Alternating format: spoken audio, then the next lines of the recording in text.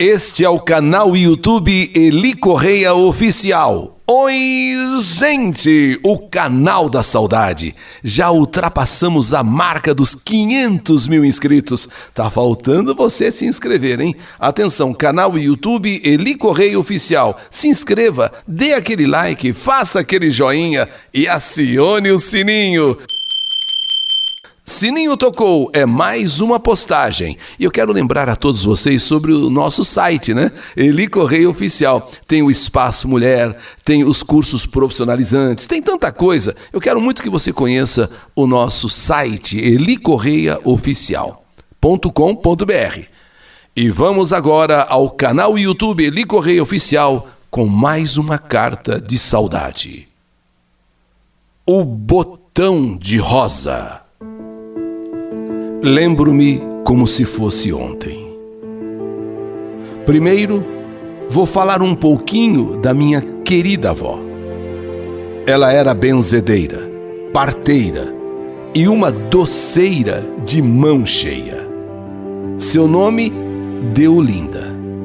E sempre que ela chegava aqui em casa, na casa dos meus pais, tínhamos o costume de pedir a bênção a ela e beijar sua mão. Bença, avó, bença, avó.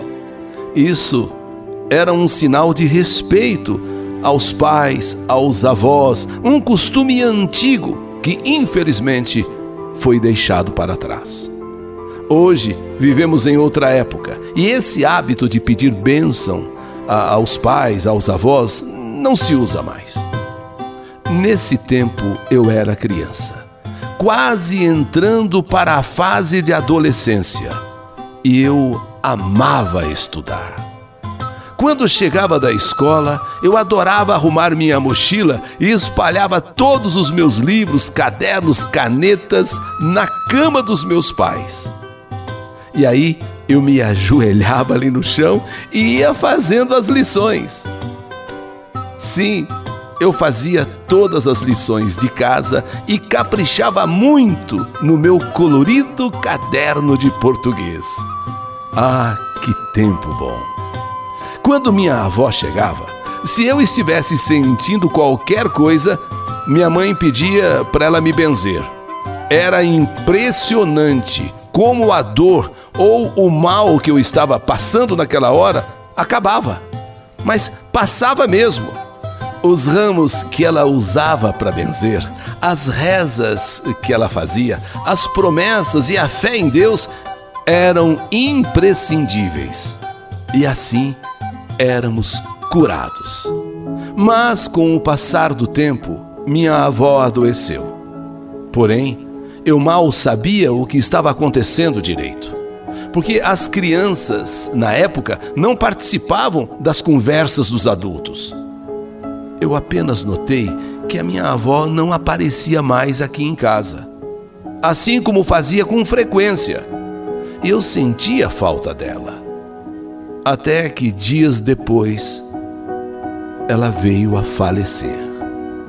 Meu pai, coitadinho, ficou muito triste.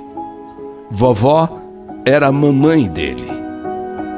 E como eu via as pessoas chorando e não sabia por quê, minha mãe contou com um jeitinho que vovó havia morrido. Eu fiquei triste com isso. Só que eu não entendia direito o que era morrer. Para mim, a morte, tudo bem, era algo esquisito. Mas eu não imaginava que nunca mais você ia ver a pessoa. Nunca mais você vai ver a pessoa. Entende? Eu não via a morte como essa coisa definitiva.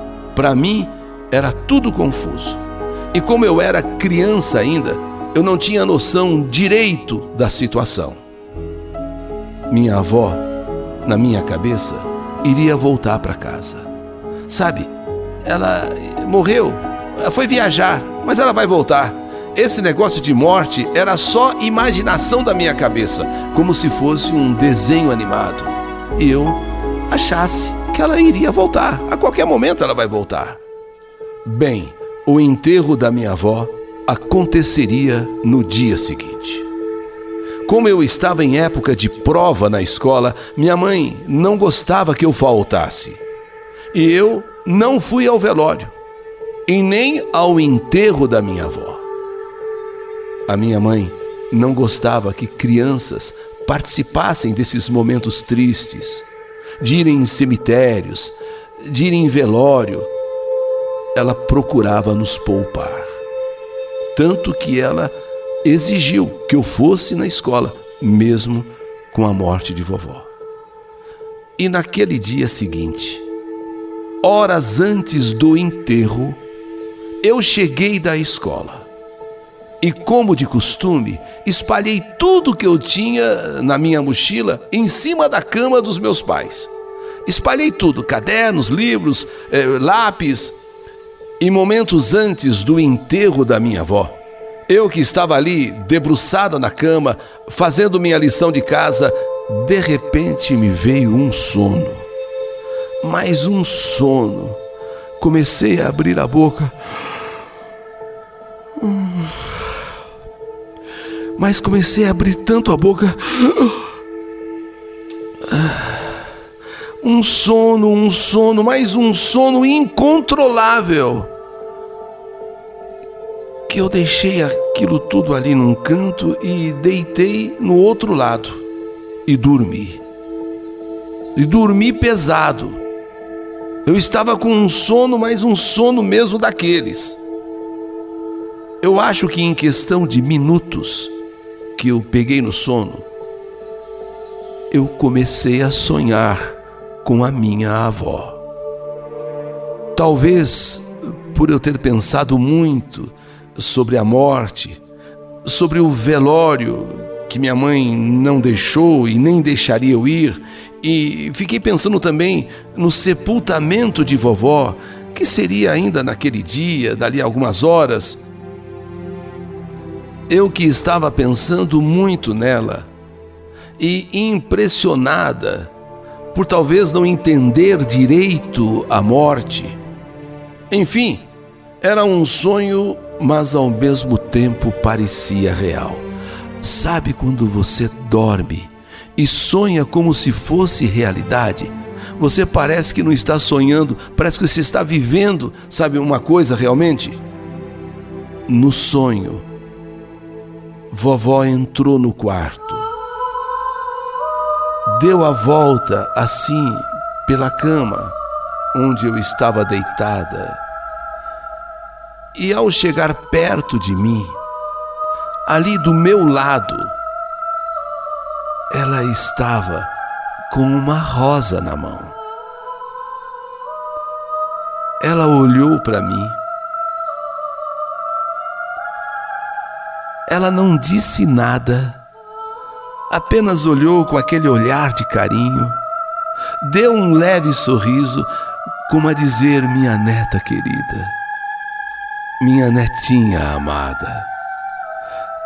E segurando aquele botão de rosa, ela se abaixou, me deu um beijo, como a dizer: não sei se tchau, não sei se adeus, mas eu senti o seu beijo assim bem gostoso em meu rosto. Ela então se levanta, fica assim, reta, e antes de ir embora, ela coloca aquele botão de rosas em meu peito. E é nessa hora que eu acordei. Vovó! Vovó! Vozinha! Mas não tinha ninguém. Só estava eu ali deitada de um lado, do outro os meus cadernos, livros, lápis, borracha. Vovó! Vovó! Vovó! Vovó! Chorando, gritando por vovó, e ao mesmo tempo comecei a chamar pela minha mãe. Minha mãe, que tinha vindo em casa, estava se preparando agora para ir para o sepultamento. Ela escutou eu gritando no quarto e veio correndo. Mamãe, Eu abracei a minha mãe e chorando disse: a vovó veio se despedir de mim. A vovó me deu um beijo assim gostoso no meu rosto. A vovó veio dizer tchau pra mim, mamãe. A minha mãe me abraçou e falou: calma, filha, calma. Calma, filha, calma. Eu ainda respondi: vovó não morreu, mamãe. Vovó não morreu.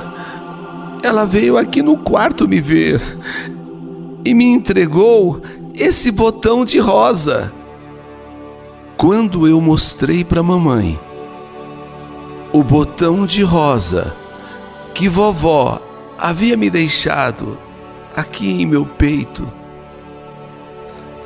mamãe ficou estática. Mamãe ficou assim gelada. Mas o que é isso, filha? Foi vovó. Ela me deu um beijo e na hora de ir embora, ela olhou para mim e deixou essa rosa aqui no meu peito, mamãe.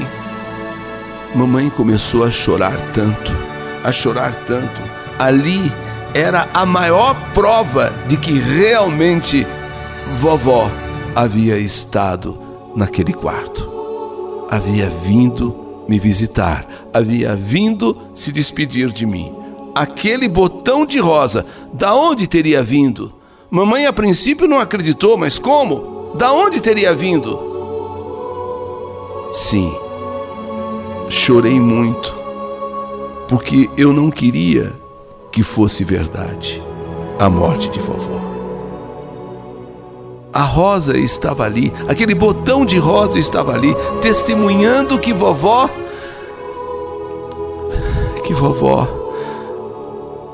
estava viva. Não, que vovó tinha vindo me dizer adeus. Minha mãe me acalentou, minha mãe me deu carinho, mamãe me acalmou e pegou aquele botão de rosa, colocou no vaso mais bonito. Sabe aquele vaso que cabe só uma rosa, aquele vaso fininho que tínhamos em casa? Ela colocou aquela haste dentro daquela água no vaso, sem entender como aquele botão de rosa apareceu.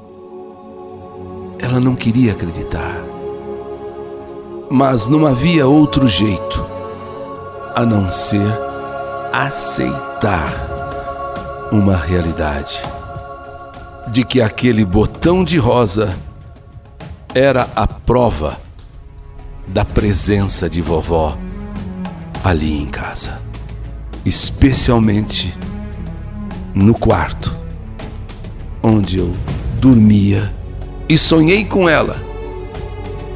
E ela, para provar que esteve ali, deixou aquele botão de rosas. Obrigado, vovó. Um beijo, vovó.